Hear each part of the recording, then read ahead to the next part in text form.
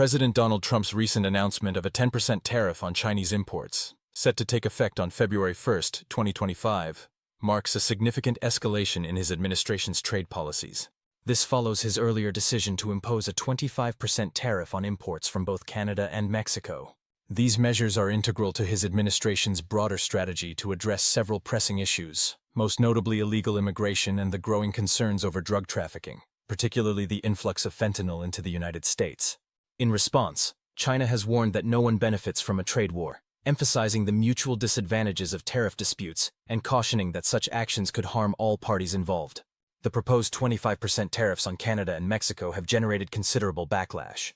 Canadian Prime Minister Justin Trudeau has publicly stated that Canada will retaliate, highlighting the critical importance of Canada's energy resources for the U.S. economy. Ontario Premier Doug Ford described the tariffs as a declaration of war and announced a suite of retaliatory measures, including a boycott of American-made alcohol and targeted actions aimed at products originating from Republican-held areas, particularly in the automotive sector. Companies such as Volkswagen, which operates substantial manufacturing plants in Mexico, have expressed deep concerns about the potential economic fallout from these tariffs. Volkswagen has argued that such measures would harm not only American consumers but also the global automotive industry, urging for a shift toward free and fair trade practices. Meanwhile, China has been quietly ramping up its countermeasures in recent months, implementing a range of retaliatory actions that have largely gone unnoticed by the mainstream media. Among these are measures such as restricting the export of rare earth elements, crucial materials used in technology and defense production, to the United States. In addition, China has reduced its oil imports from the U.S., which has been a key component of their bilateral trade relations, and has now implemented tariffs as high as 74.9% on specific American products. These actions mark a significant escalation of the ongoing trade dispute and signal a broader strategy of resistance against what China perceives as economic hostility. As a result, tensions between the U.S. and China have reached a new peak. In this video, we aim to explore these retaliatory measures in greater detail and analyze their potential effects on the global economy. Specifically, we will focus on the U.S., the European Union, EU, and other major global economies, examining the broader implications of these tariff actions on international trade and market dynamics. Let's begin by examining the series of tariff actions taken by the US, EU, Japan, and Taiwan that have intensified the current trade tensions. Beyond the 10% tariffs announced by President Trump, the Biden administration has unveiled a set of major tariff hikes aimed at countering what it perceives as unfair trade practices, particularly those from China. A significant portion of this strategy is centered around protecting the U.S. automotive industry from the growing threat posed by heavily subsidized Chinese competitors. In one of the most drastic moves, the U.S. has raised tariffs on Chinese electric vehicles, EVs, from 25% to a staggering 100%, making the total duties on these vehicles an eye-popping 102.5%. The rationale behind this dramatic increase is to protect American EV manufacturers such as Tesla, Rivian, and other emerging players in the rapidly growing electric vehicle sector. By making Chinese imports more expensive, the U.S. hopes to level the playing field and prevent Chinese manufacturers from undercutting U.S. prices through aggressive pricing supported by government subsidies. Recognizing the growing strategic importance of battery technology, the U.S. has also taken action against lithium-ion EV batteries, raising tariffs on these critical components from 7.5% to 25%. Batteries are a key cost component of electric vehicles, and by imposing these tariffs, the U.S. intends to incentivize domestic production of batteries and reduce reliance on China, which currently dominates the global battery manufacturing market. In doing so, the U.S. hopes to develop more competitive, localized supply chains for the materials and technologies that will power the next generation of electric vehicles. Semiconductors, a crucial sector for technological development and national security, have also become a key focal point in these trade tensions. The U.S. has decided to double tariffs on Chinese semiconductors from 25% to 50% by 2025.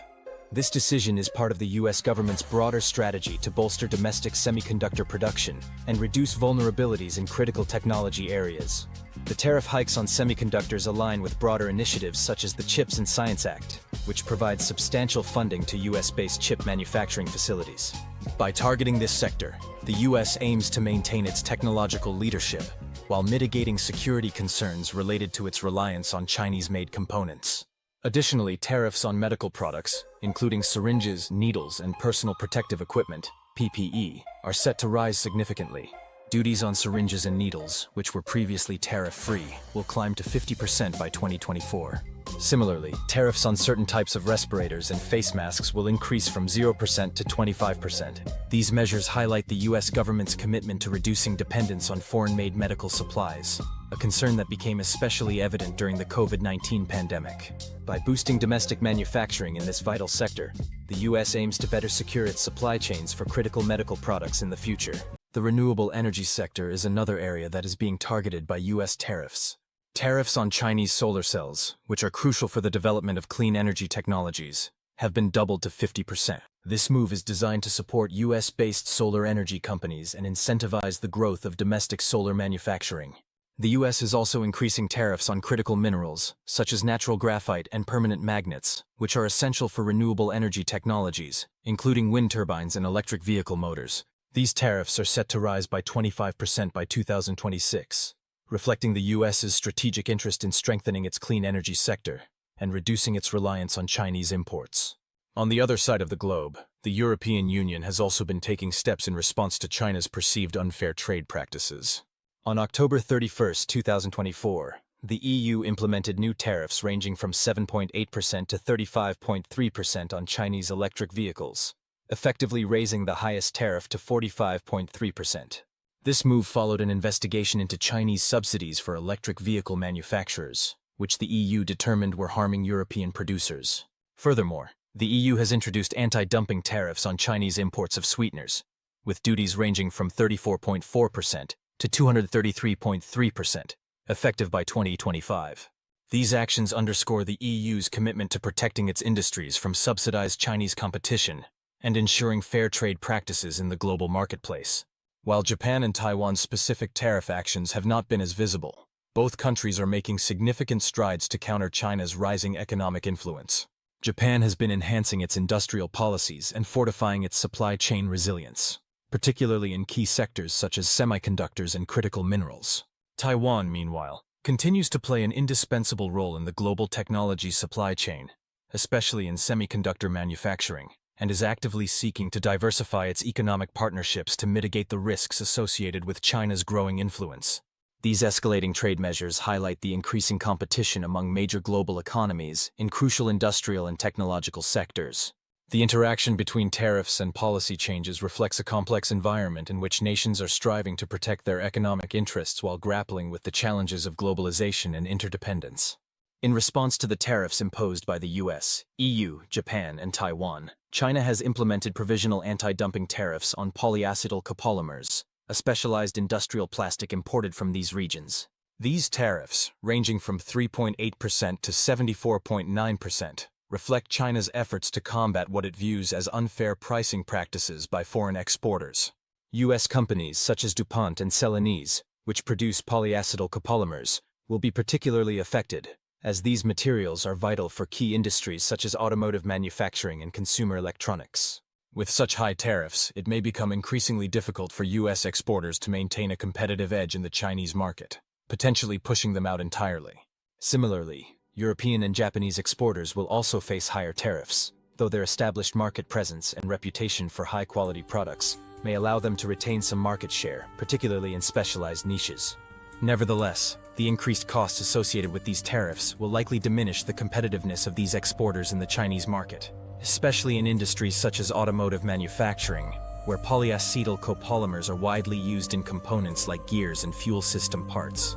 Overall, the imposition of these tariffs represents a significant shift in global trade dynamics, with long-term implications for international business and supply chain management. As countries around the world adjust to the growing complexity of these trade tensions, businesses will need to adapt their strategies by diversifying supply chains, investing in local production capabilities, and potentially developing alternative materials to mitigate the effects of the tariffs. At the same time, governments will need to carefully balance their protectionist measures with the potential for escalating retaliations, which could disrupt global supply chains, increase costs for consumers, and undermine international cooperation. As the global trade landscape continues to evolve, the implications of these tariffs will likely reverberate across industries worldwide, affecting everything from consumer goods to high-tech manufacturing. While these measures are designed to protect domestic industries and promote economic self-reliance, they also have the potential to stoke geopolitical tensions and destabilize global markets, with far-reaching consequences for economies around the world. In the coming weeks, we will see how these escalating trade tensions develop, especially with the upcoming inauguration of President Trump and his aggressive stance on trade. The world will be watching closely as retaliatory actions from China, the EU, Japan, and other countries may further reshape global trade dynamics, testing the resilience of economies already grappling with inflationary pressures and the challenges of post-pandemic recovery.